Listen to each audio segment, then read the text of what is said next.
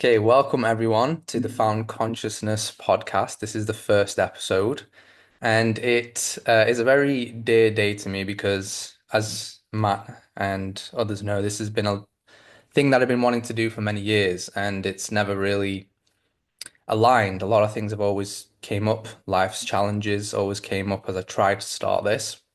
But today we're here. We're past that no going back zone. So really excited today, and I'm even more excited and honored to have Matt Roeske here as our first guest because Matt is someone I've been following on social media for a long time. I've seen him grow, and Matt is someone I look up to as an authority of research in all kinds of different areas, whether we're talking about the divinity of the human body down to the microzyma or to the history or to what's up in the skies.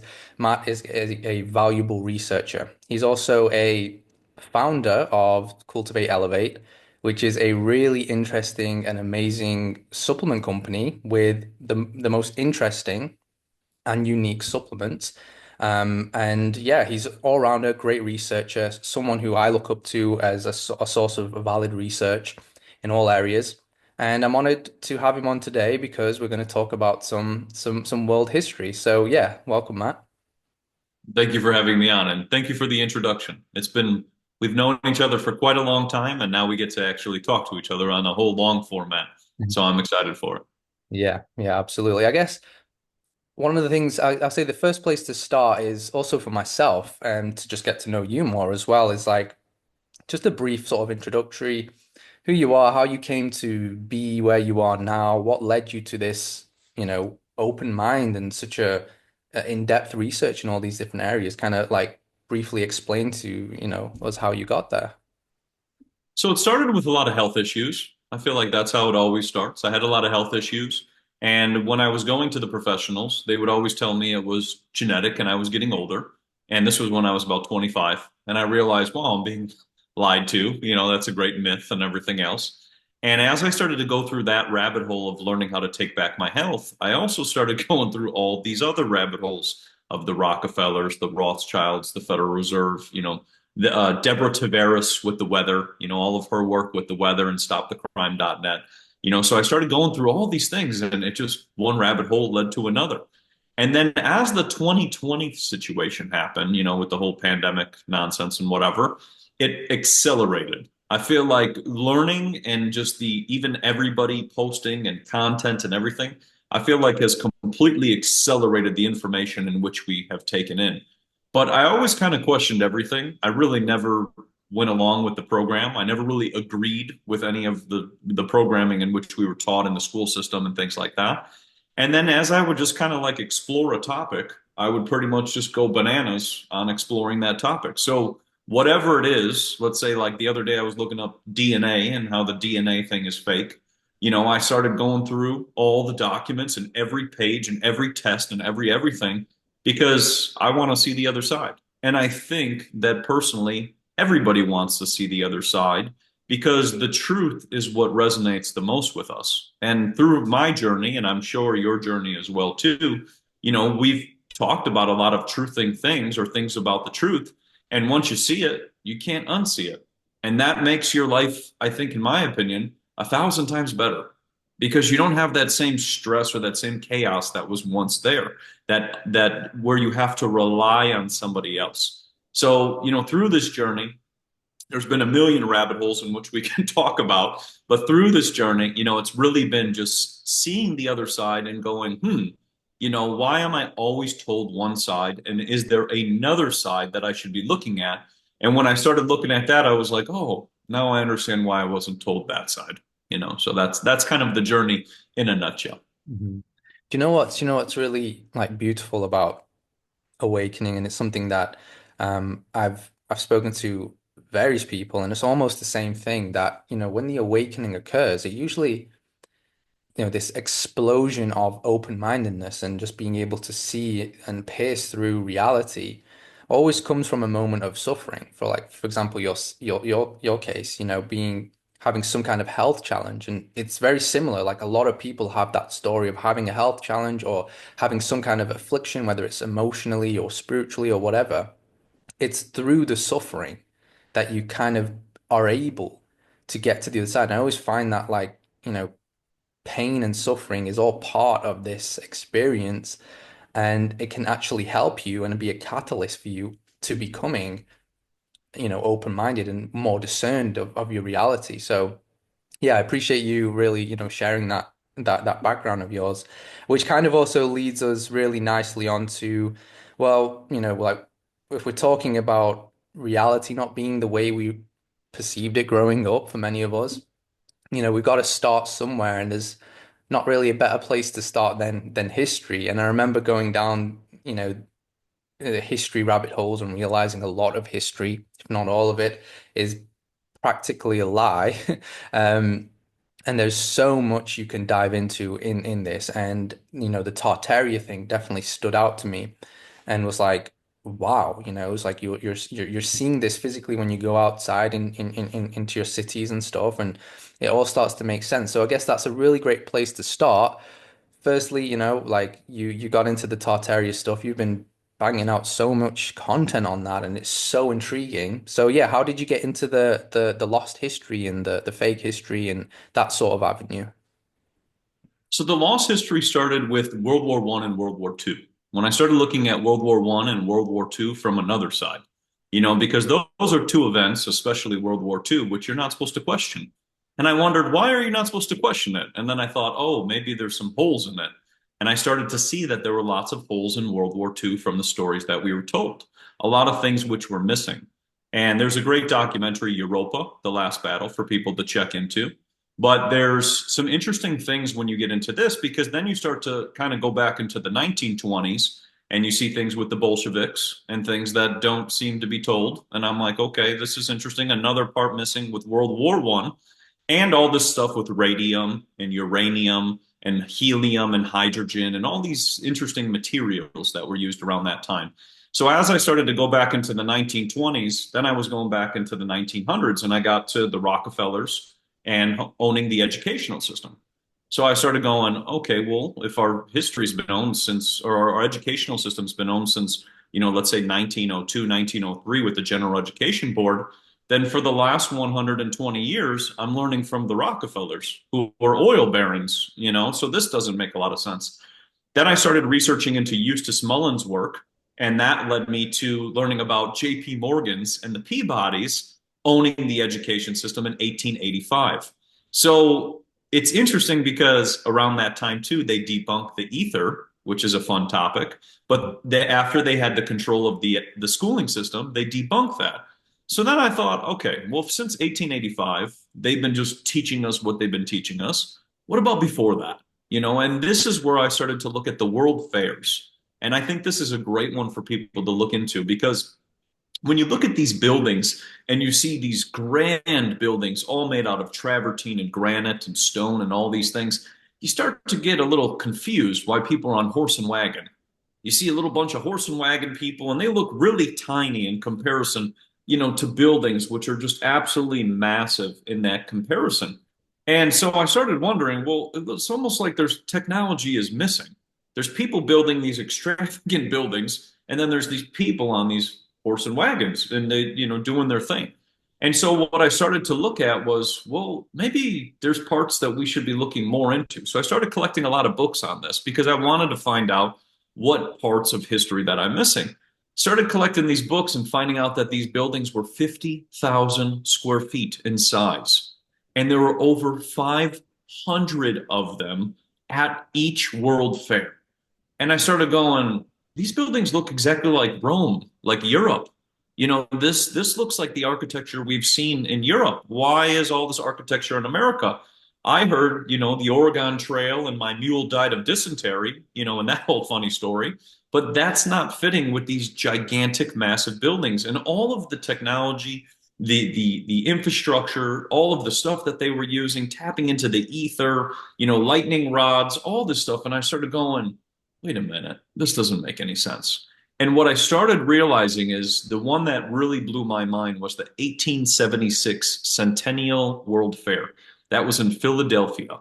That I feel is the start of America. And it's much more than the 1776 because that doesn't make any sense.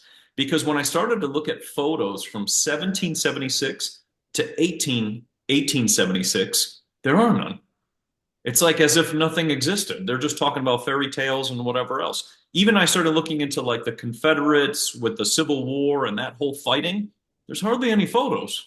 And then all of a sudden, one day, they're just like, let's just build 50,000 square foot massive, buildings and all these things and start flying around in the air when there's this gap where it didn't make any sense. And then as I started looking at different countries, let's say we go into the Middle East, let's say we go into Europe, Asia, all these different places, you see the same buildings. So I started going, okay, somebody knows how to build all of this. And it's much more of a unity if you think about it, because if every country in the realm is building this same way, then there's much more of unity than division. And through history, they always tell us everybody's fighting and whatever else. And what I started to realize was when I was going through this, it was like a German book. It was a lexicon. That's what it was. It was from the Builder Atlas. I started to notice that the people who were fighting, when they were fighting in these wars, they were fighting for these buildings. Like these buildings have been around for such a long period of time, and different people would inhabit them or take them, and then the people around them would fight them for them. And it just blew my mind because I found these pictures of castles where they just have moats and all kinds of things around them. And now they don't have any of that. And I started thinking through each, let's say fight or war or whatever it was of these different people, then all of a sudden things kind of got broken down.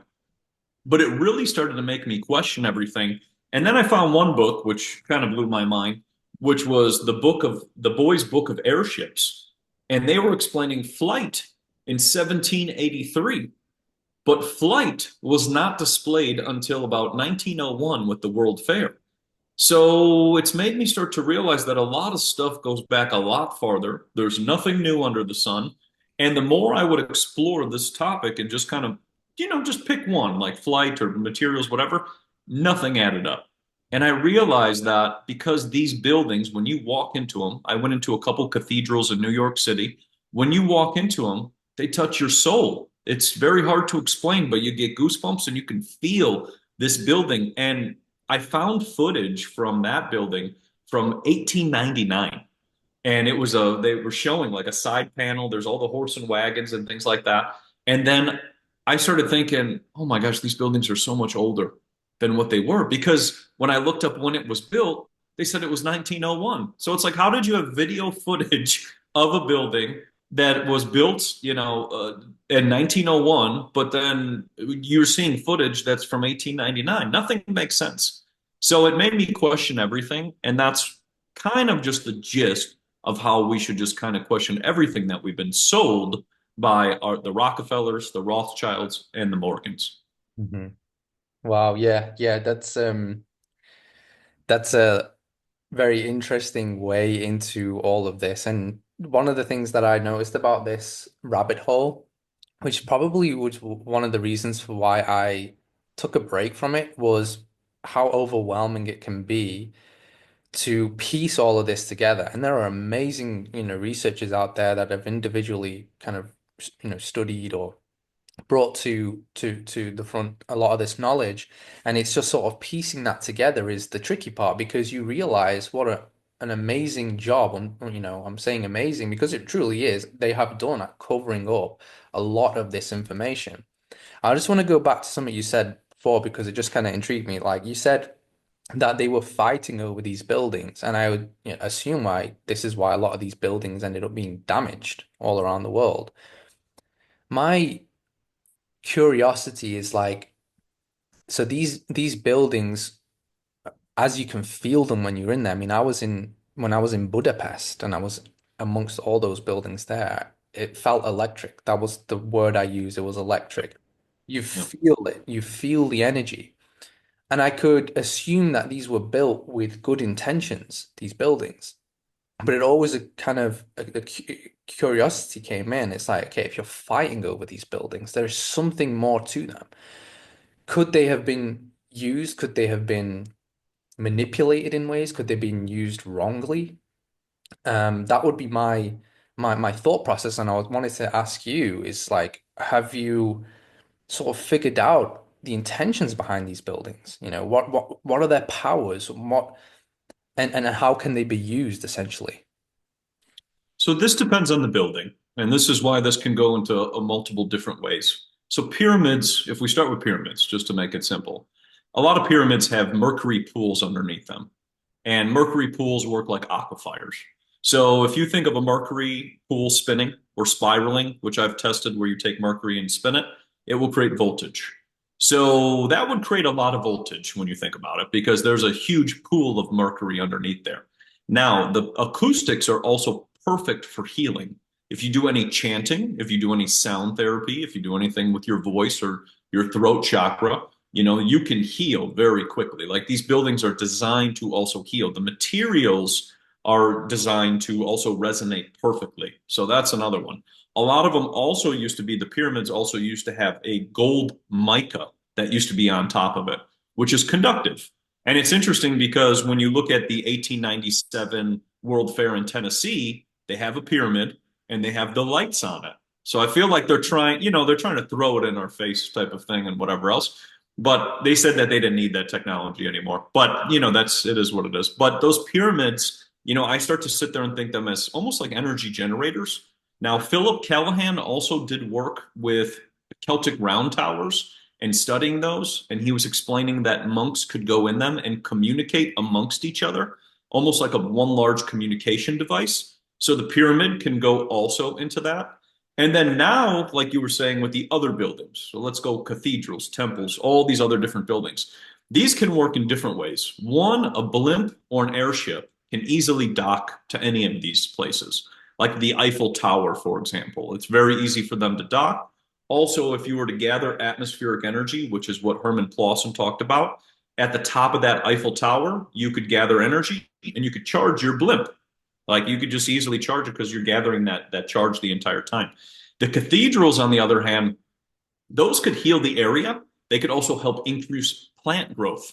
In the 1897 World Fair of Tennessee, they got tobacco and cotton everywhere. And it's like massive. Like the leaves are like the size of my head. All this abundance of food. And I sat and thought, oh, okay. So let's say you got bells. Let's say you have pipe organs. Let's say you have this building that's just highly energetic. It also helps to energize the rest of the terrain.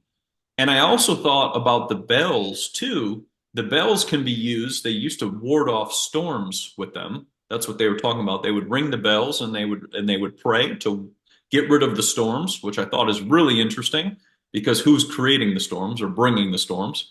And then the second part is, when you get into the frequency of the bell, it's almost like to alert the people. And I think that it was used to deter whoever is trying to come in as well. But you look at these buildings, and each one is out of different materials, has different fractals, different sacred geometry, and it's almost like if we want to think about it like a computer, because that's I guess the easiest way to think about it. It's like the cities or the star forts or these things were acting almost like like an infrastructure, almost like with perfect harmony.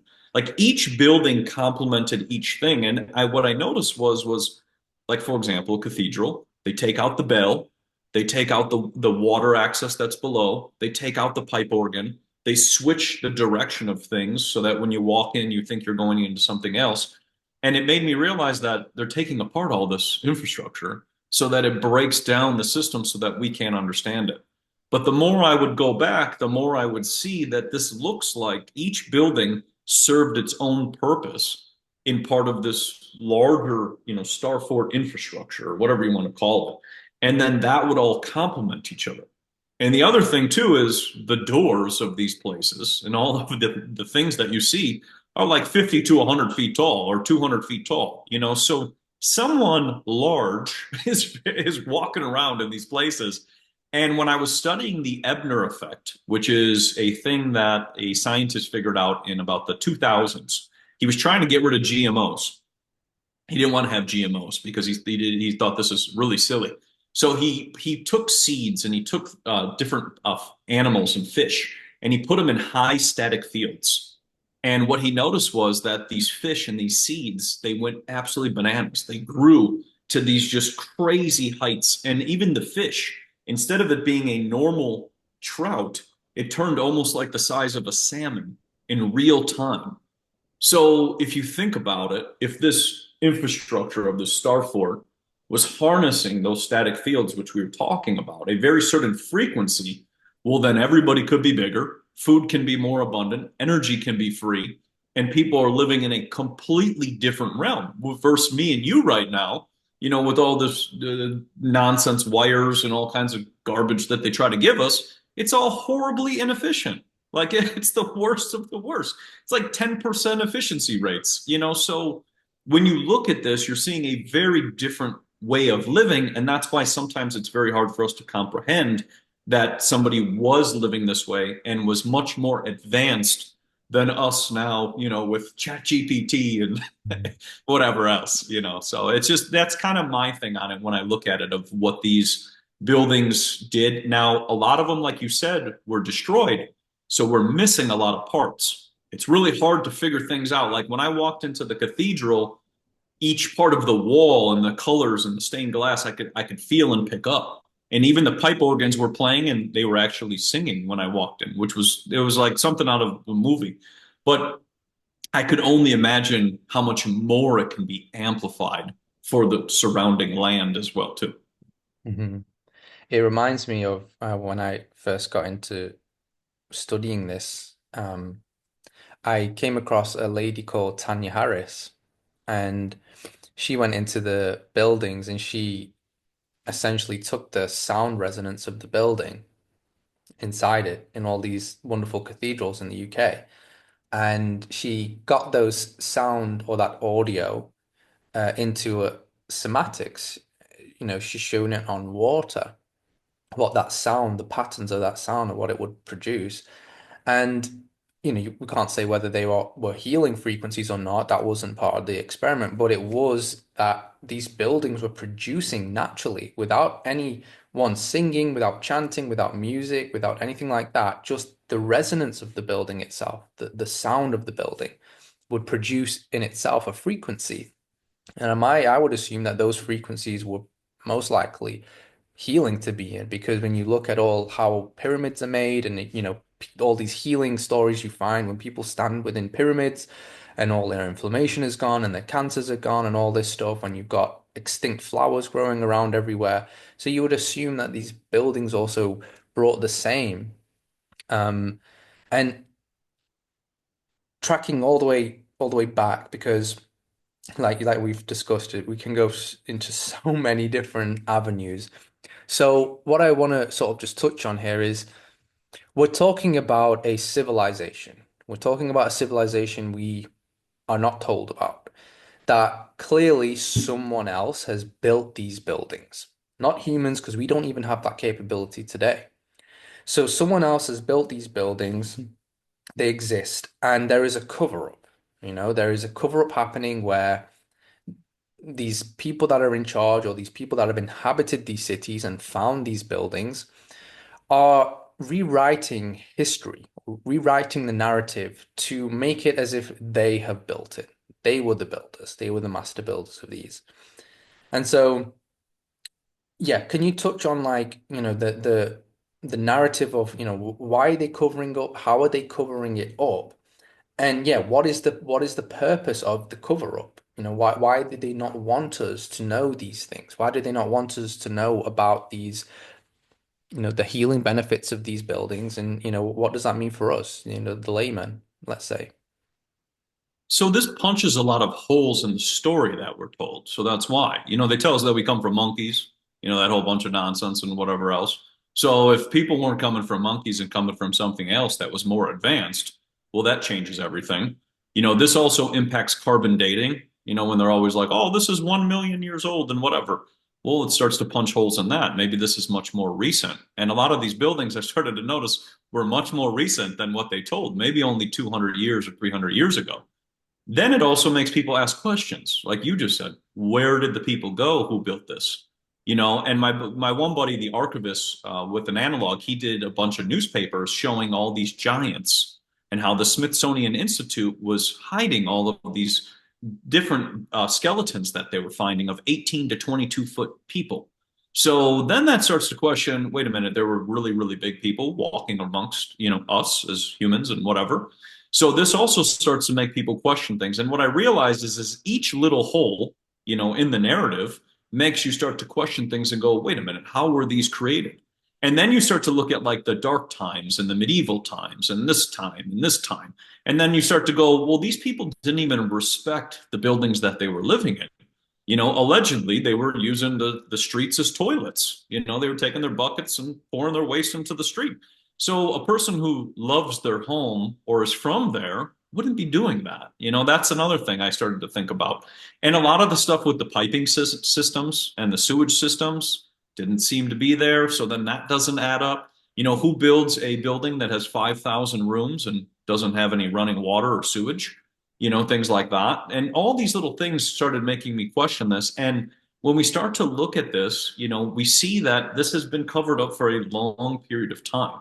Because even the one book I found with the atlas, which it's like the builder atlas and it's the lexicon, they were showing all of the designs of how to build the buildings, like the architecture and everything, like exactly how to build it. So it's like somebody has the blueprints and knows this part. But the funny part was they showed a bunch of Egyptians pulling stones like across the sand. So it's like, yeah, I'm sure like that's what they 20 guys got together and decided to pull a 5-ton stone. But that's the thing. So if that book is from the 1850s, then that person was told that story, and then that story has repeat. But they have other parts, like the antennas that are on top of all these buildings.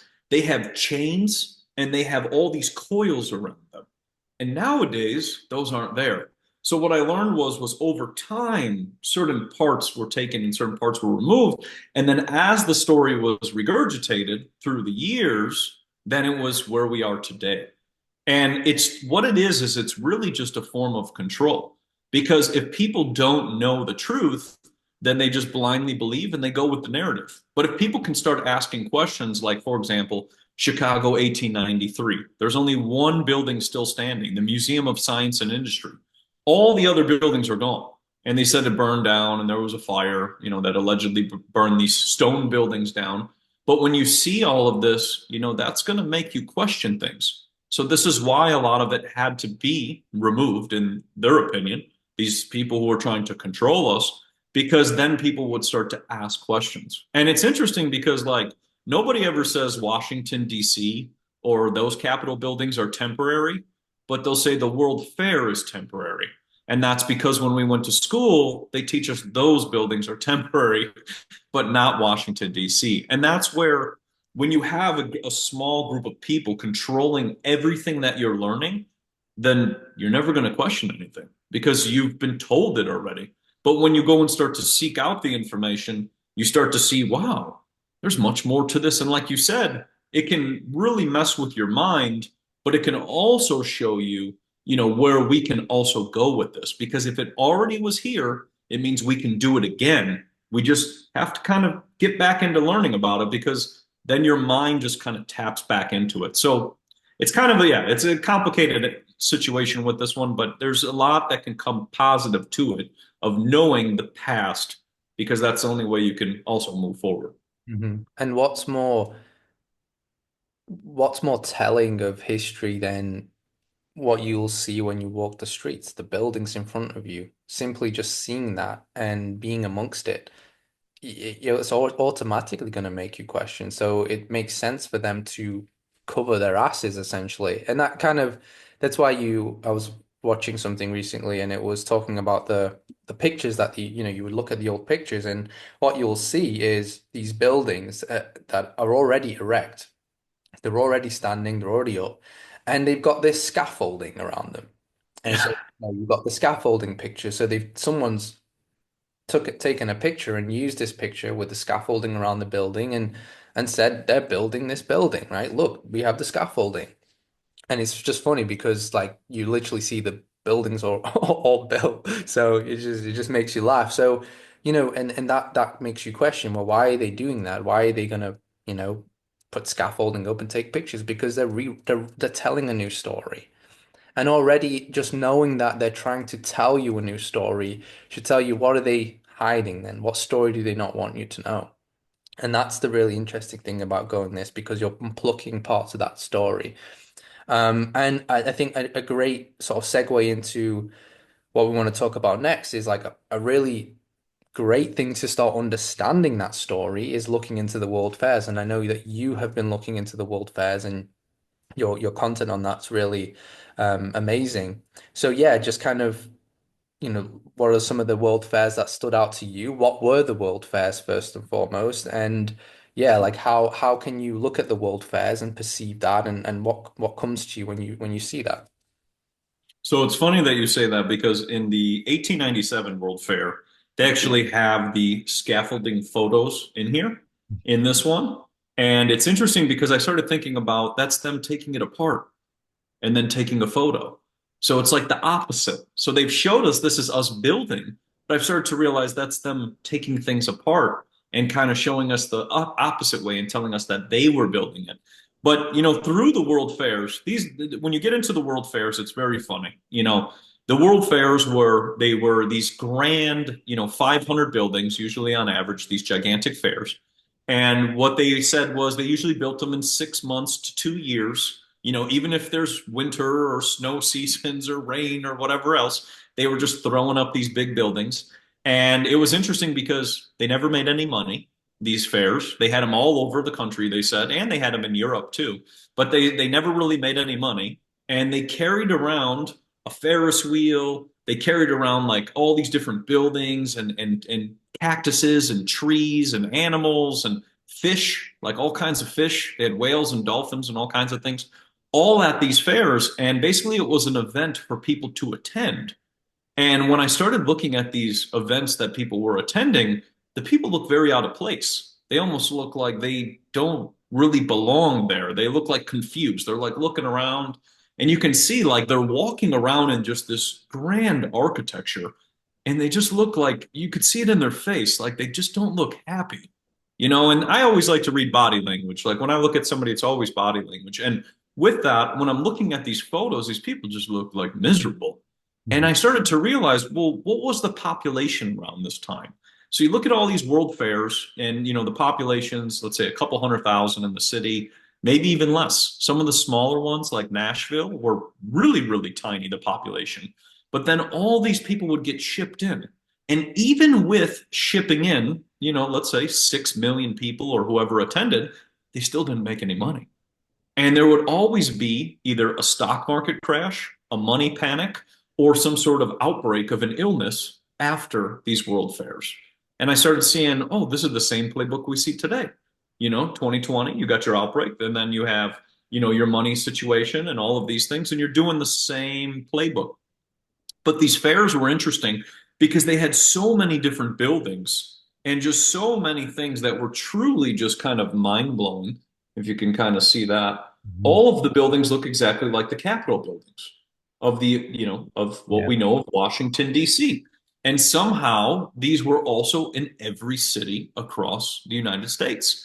And when I would start to look at all these photos, nothing added up. Like they got waterfalls, they got fountains, they have electric fountains. This is before electricity is there. They have electric fountains. Now, I wanted to take it back even farther because 1850s. So this is before everything allegedly booms. We have this like industrial revolution where technology is just, people are popping up technology left and right. 1850s, you got the Crystal Palace of London and the Crystal Palace of New York. They hold this world fair in gigantic crystal building. It's over 100,000 square feet of pure glass and pure iron. And it came down in a fire, they actually said, which is funny. But, it had all this different technology in there, all these engines and steam engines and all of the stuff that was shown to the people, but I realized was never given to the people. And that's where these world fairs, what they were was people would attend, they'd see all this extravagant technology, they'd see things that they'd never even seen before, and then all of that would be taken away from the people. And then a lot of the people would come down with a sickness or suffer from some money situation, whatever it may be, after, and it was just repeat. And to anybody, obviously, if you had an event and it wasn't making any money, you wouldn't keep holding it. You wouldn't keep just being like, I'm going to keep having these events, because just to transport all these materials, just to transport these things around, like, for example, the average World Fair had a Ferris wheel. That Ferris wheel is 50 tons. Each little box that's going around in the Ferris wheel of holding people can hold anywhere from 60 to 200 people at a time. And there's usually like 30 of them on the wheel. They said it took 10 minutes for the wheel to go around one time. Think of the energy that would be required just to do that. And all of these world fairs were all outfitted with light bulbs. Every single one, thousands and thousands and thousands of light bulbs. And you're seeing all these things going, wait a minute, but that didn't come around till this time. This is how much energy we're producing at that time. This is whatever else, and what I started to realize was all of this stuff has already been here. It was just all of these things being put on for show. And when I would notice when I'd go even farther back to like the 1700s and the beginning of the 1800s, they were showing people this exotic jewelry from Russia and all these different countries, which is mind blowing, made out of pure gold and silver and malachite and stones. That's just, you look at it and you can't even fathom, something like this. And that's where I started to realize all of these things being shown have already been here. They're just being stolen, taken away, and moving to other places and then put on display as if like King this, was the one who did it. And it's like, no, you're just the one who took it. And then these fairs were kind of that. And then all of a sudden, the fairs kind of stopped. Like they stopped kind of talking about them. And that was just around that World War One, World War Two. You kind of start to see them fade out. And nobody really talks about them anymore because the people who were attending those fairs at that time, if you think about it, a lot of them were removed from the realm during World War One and World War Two. So what I realized is a lot was lost during that time, and that's why a lot of this information was lost because the elders who knew about this and saw this and experienced the ether and all of these things were removed from society. And I actually just had a lady message me like 2 days ago saying her mother was being taught about the ether before the 1920s, and she's about 100 years old right now and can recall all of this. So it's still there. It's just, it's been slowly erased and we've forgotten because we were told once again, these were temporary paper mache buildings that they just threw up and decided to go outside and throw them all up. Mhm. You know, what was interesting as well about the world fairs and the pictures that you see, there are no children. You don't see any children in the pictures. And that's a really telling sign of, you got couples who are holding hands and walking and things like, but you've just not got any children there, which always really stood out to me. Um, yeah, so another thing as well is the electric they had electric walkways, right? Yeah. So these were also being run on what you could call free energy, right? This was all part of the world fairs. And that's also what just slipped my mind, what I wanted to mention to you. What came to me as you were saying this about the world fairs and how it's almost like it's planned for destruction, but before they destroy it, they're giving you a taste of the old world. They're giving you a taste of the plan. And it's almost like they were initiation rituals. It's as if, they're telling you this is how we're going to move forward with this plan, this idea. This is how we're going to take control and dominion over the people. Here's your glimpse of what you had, bang, gone. And yeah, that's what kind of come to me. It's almost like it was a symbolic almost ceremony. That's what it was. Um, so yeah, And yeah, yeah. I was saying if I interject, that's the interesting thing that you said too with the babies. They had kids on displays in incubators. So it's almost like you're showing people like how children are made. You're teaching them how to farm. You're teaching them how to grow food. You're teaching them all these things, and it's like, do the people not know? And Mhm. that's where the other part that kind of started to blow my mind. Like, why are you teaching people agriculture? Don't they already know how to grow food? Like, didn't they go across the ocean and whatever? Like, you don't know how to have food, So you see all of this, and yes, it was like some strange situation where people were showed, technology, and then that technology would vanish. Even the big steam engines that were just massive, 10,000 square feet engines, those all went away.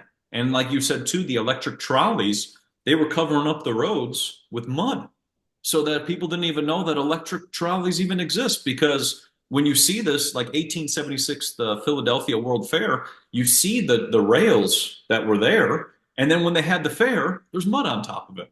And Mhm. it's like, oh, so people can walk. That's what that's what it is. It's very silly, that's for sure. Yeah. And then obviously amongst all of this, it's how are they powering all of these lights? That you see all these grand photos and you can only wonder how so many of these light bulbs were being powered. And so that taps into more of the free energy of the side of it as well. Yeah, and when you start to think of like Nikola Tesla, and his whole thing with the Niagara Falls and understanding water, if water is moving, you have a current that's there. If that was Tesla's, true technology, because that's another rabbit hole as well. But, when you start to look at water moving, you have tons of currents in all of these world fairs. You have fountains galore, for example, just even in Portland, Oregon, you got just fountains galore. Mhm. When you look at this picture of Portland, Oregon in, 1898, I mean, you have fountains, you have paths, you have all these gas light bulbs. That's another one. A lot of the bulbs are all made out of gas. They all run on gas. And if you think of a static, discharge, well, that would light up a light because the gas would then constantly be flowing. So then the question is, where's all the gas coming from? And this is where the whole, like you said, when we're thinking about it, temporary doesn't make a lot of sense because why would you temporarily put up these gas light bulbs, put up a fountain, do all this? That doesn't make a lot of sense. And like you said too, with the electric, which was needed to just move the Ferris wheel, and then then the crazy part is they said they would take the Ferris wheel and move it to somewhere else. The amount of time it would take to do these things and whatever. But yeah, you start to get into the ether, is what you start to tap into when you start to research a lot of this. The fifth element, the element which was not taught to us because it was removed from our schooling system in about 1908. There was a fellow named Dmitri who started the first periodic table and he discovered the ether and put it on the periodic table. And then when they went to go publish the periodic table, which is still rewarding him every 10 years to this day, they didn't put any of his information on there. They removed the stuff that he talked about with the ether and these gases that were very, very like kind of like noble gases. So when that was kind of removed, then people start to not think about that. And they're like, oh, everything's just not moving, and the Einstein debunked it, and then there's a experiment in 1887. And what I started to realize was all of those things were to get us away from realizing we can tap in. When I was getting into electroculture and the antennas placing all over the place, that's what we're doing. And that's what these buildings were doing. They were tapping in different ways, whether it be the material that they're using, because they can use material that can gather a charge, or antennas. Or if we flip it another side, who's a fellow nobody talks about, Nathan B. Stubblefield, he created earth batteries. And what he noticed was when he put them into the earth, they would gain a charge over time to a point that they would have so much of a charge, they would run themselves. And he was saying, like, we don't need telephone poles, we don't need power lines and all these things. You just tap into the earth. And so when you look at these fairs, these buildings and everything, they're always just tapping in to what's directly below them, above, around, everything. And that's where you can't put a meter on that. So a lot of this wasn't funded. When you have the Rockefellers and Rothschilds who are owning, and Morgans who are owning the energy systems and saying, this is what you got to use. Now you got solar panels, even though we're blocking out the sun.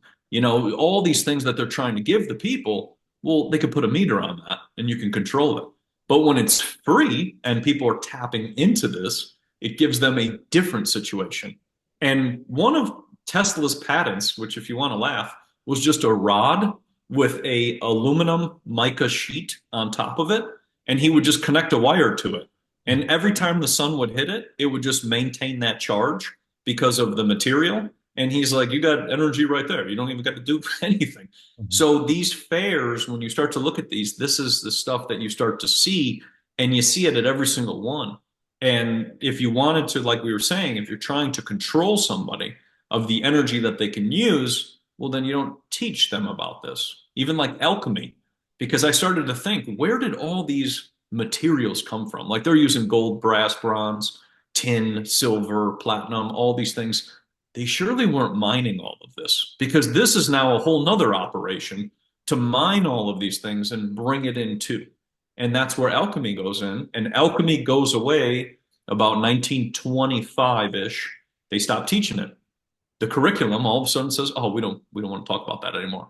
Because that's also tapping into understanding, wait a minute, I can tap into the ether or the fifth element and I can transmute materials from one to another, such as lead to gold. But, don't want people having too much gold, that's for sure. And it's also alchemy is also a spiritual science. So you are also, in one sense, you're destroying the understanding or the gnosis for spiritual growth, right? If we grow up with no, the ether it's something we as people can tap into. We can tap into the elements of fire, water, earth, air. We can use these alchemical principles for personal transformation. We can also use the ether, and it's almost like it feels like almost a sad story, of this cover up, and it's this tumultuous effort to get back into understanding these things again, and they've covered it up, and it's like it would make sense as well because we can use the ether physically, we see that the buildings use them with the antennas and things like that. And we didn't get to touch on the blimps just yet, but I'm pretty sure that's probably also how they interact with it as well. But it's also a metaphor for something personal and something transformative within the self and within the soul. And so you're taking that away as well, which is exactly what we're seeing today. We're seeing people that are so lost in their spiritual trajectory that's a whole other topic, an avenue of, we've got all this spiritual bypassing. We've got people totally lost. And the irony is we have a lost history and we are, ourselves almost lost. And it's funny how they've sort of switched that narrative. It's this inversion tactic that they use. Um, but yeah, to the ether. So these world fairs, they were tapping into the ether. These buildings that we see all around us, they're also tapping into the ether. And my question is, these buildings were of an old world, right? Of a world where that can tap into, and we can talk about cataclysms or the events that unfolded for there to be this situation where there are new people, right? There are people coming to these towns and cities that are clearly haven't been occupied. So there was that, that leads us to the various cataclysmic events that people have discussed, mud floods and all these kinds of things, which begs a question, was the atmosphere and the ether different in those times? And yeah, were they different in those times compared to now? Maybe these buildings were even more. We can't even imagine how powerful they were in the old world before these cataclysms when they were actually used properly. And it feels almost as if these people who have come to inhabit them, they didn't really know how they were operating on, let's say, I don't know, 10% capacity because there is still ether in this planet. But yeah, it's almost as if like they didn't know how to operate them because they were clearly machinery, they were clearly technology in a way, and it was like they were not able to understand that either. So yeah, like what are your thoughts about the ether in the old world compared to this world? And yeah, what are your thoughts on that? So if we start with the first part where you were saying about how those people don't even know what they're doing, The perfect example of that is they threw up all these like little picket signs on top of a building, and they were like, "This is John's, salmon shop or something." And it's like, okay, really, John built that salmon shop with this whole castle, like, and you see this all over the place, these funny little pictures and whatever, and you're like, okay, clearly you just threw some words on it, and now you call it your building. And this is where a lot of like the universities, like Harvard, Yale, all of those, they just threw their words on there, and they're like, this is when it started and whatever. But yeah, when you think about the whole situation of the events that took place, this is where it gets into a lot of different things. You can think of mud floods, you can think of flooding, you could think of hurricanes, you could think of fires, you could think of plasma events. This is where I kind of started to think about some of this because it's funny that you said that because when I saw the buildings in New York City, the cathedrals, I thought maybe they used to be a different material.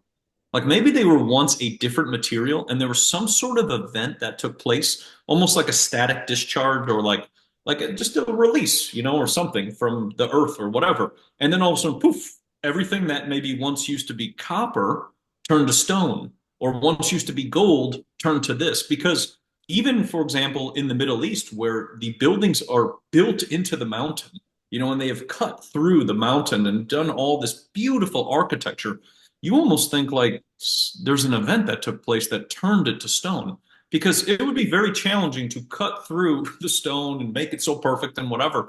But if there was an event that took place, which now transmuted, like we were talking about with alchemy, transmuted it into stone, then that's like completely mind blowing. Mhm. And maybe what also could have happened is sometimes too, when people get crazy with technology, they actually get too crazy. They say that the civilization will they just decide like, oh, I'm just going to keep doing this and I'm going to keep messing with the ether. I'm going to keep doing this. And then all of a sudden it's like, poof. And it's like, oh, no, we messed up. So, I kind of sit and think about it that way as if maybe, yeah, maybe something was slightly different at that time. I know we can still tap in. I know there still is charge. Like the charge isn't gone, but also the weather is kind of something that's really kind of started making me think about something.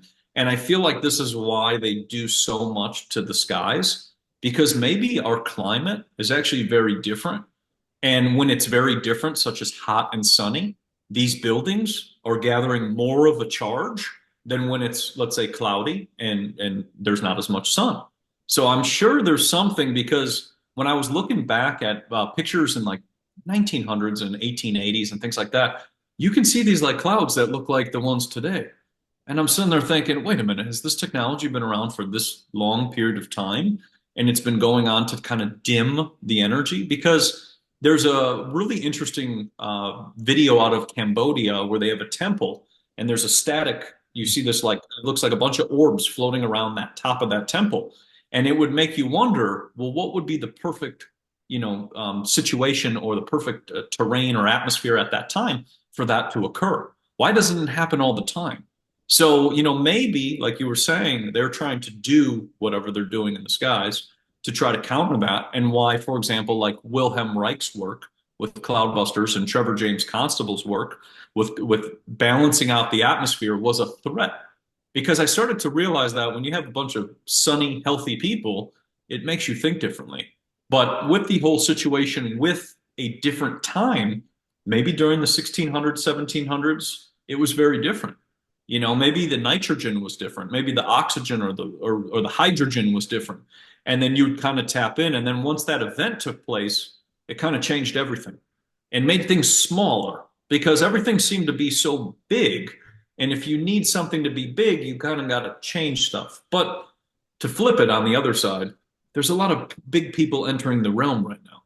Like there's some basketball player that's like 8 feet tall and things like that. So something is happening. And now if we think of us as humanity as a collective, well, we're also antennas too.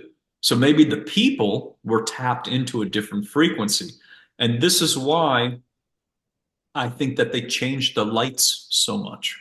So we used to have these plasma bulbs, which look like little tornadoes. And then there was a plasma that was spinning in these bulbs.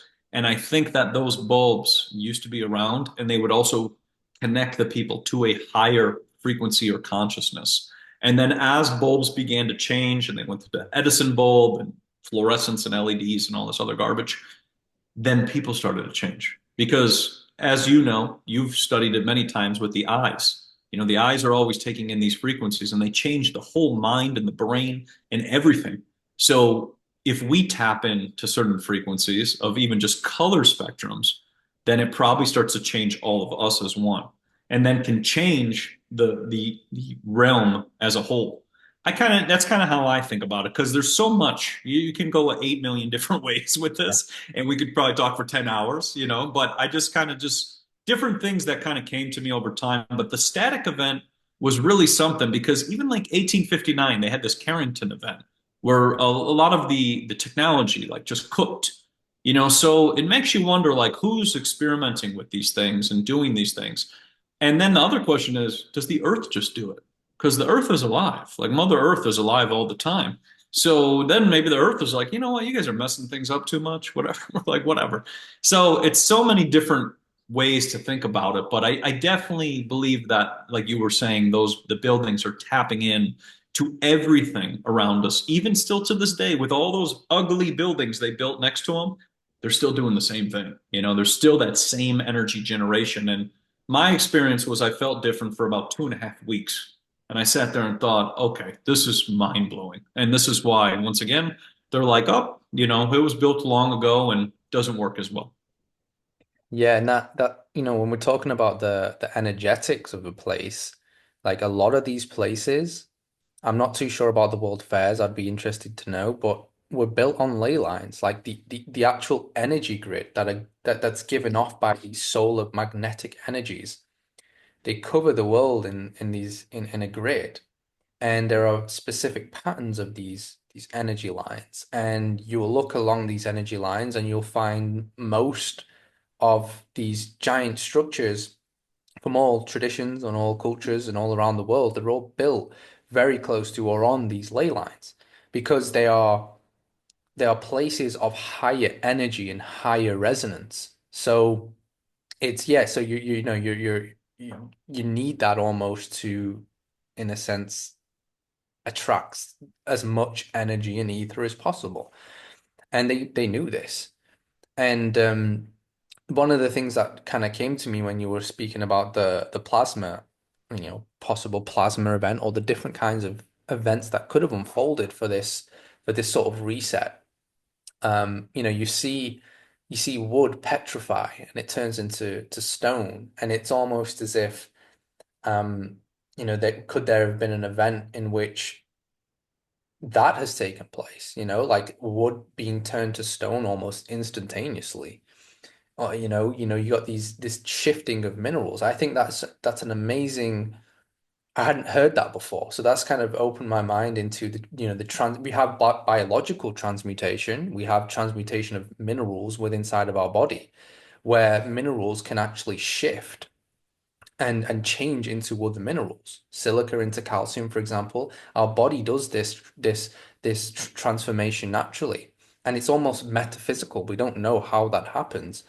So I could imagine if it's in our bodies, if our bodies do that biological transmutation, then the world itself could do that. I mean, if we're microcosm, if we're the micro of the macro, then as above, so below, that principle should be correct. And so yeah, there are so many avenues and it's so interesting. And I kind of encourage everybody to really look into it. The more people that can find their avenue within this space of history and understanding it and how it relates to us, the more we can cover the puzzle. And I really love what you've done and respect what you've done, Matt, because you've taken these things and you've got such an open mind at connecting these dots. Like you're a dot connector, but you're looking at the principles behind them and how they are related to us. For example, the light bulbs, right? What does that mean for humans in relation to light?